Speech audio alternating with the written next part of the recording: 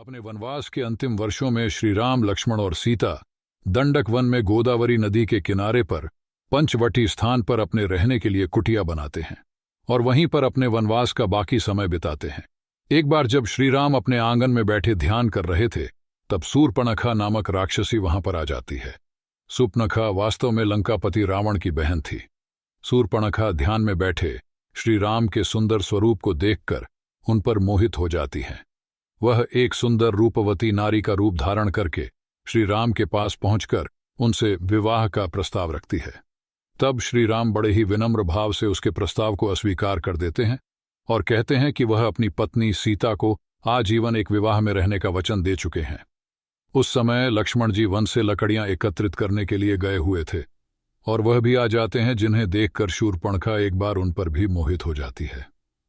शूर्पणखा ने अपने साथ विवाह का वही प्रस्ताव लक्ष्मण जी के समक्ष भी रखा।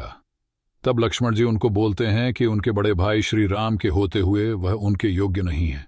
जब श्री राम और लक्ष्मण दोनों शूर्पणखा के विवाह प्रस्ताव को इनकार कर देते हैं तो शूर्पणखा को क्रोध आ जाता है और तभी देवी सीता भी कुटिया के अंदर से बाहर निकलकर आती हैं।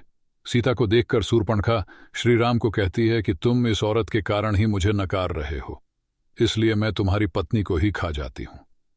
यह कहकर क्रोध में शूर्पणखा माता सीता की तरफ बढ़ती है।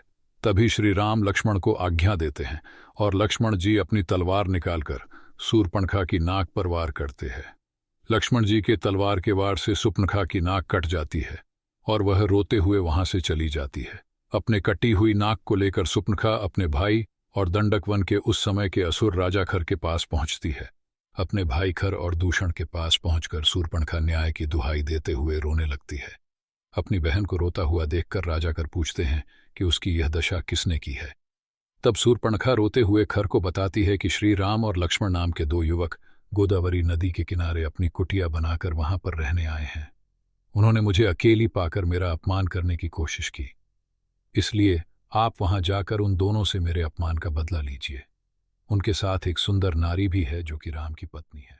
अपने बहन के अपमान का बदला लेने के लिए खर और दूषण अपने 14 राक्षसों को एक साथ भेज देते हैं और कहते हैं कि जाओ और पंचवटी में बनी हुई कुटिया का तिनका तिनका बिखेर डालो और उजाड़ दो।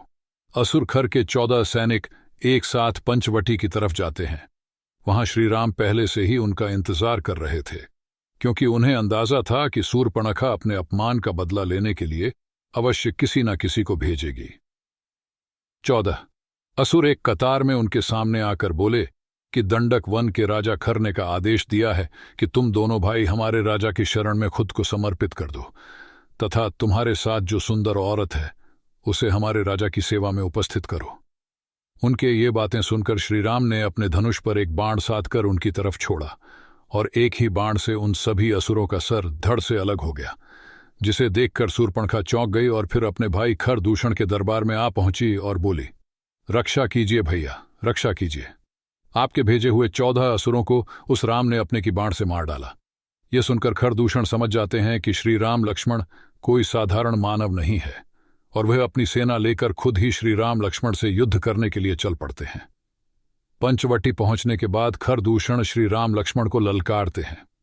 कुछ समय तक युद्ध होने के पश्चात आर्षी अगस्त प्रकट होते हैं और श्री राम को बोलते हैं कि खर दूषण परम मायावी राक्षस है, इसीलिए आप अपने दिव्यास्त्रों में से मनमोहिनी अस्त्र का उपयोग कीजिए।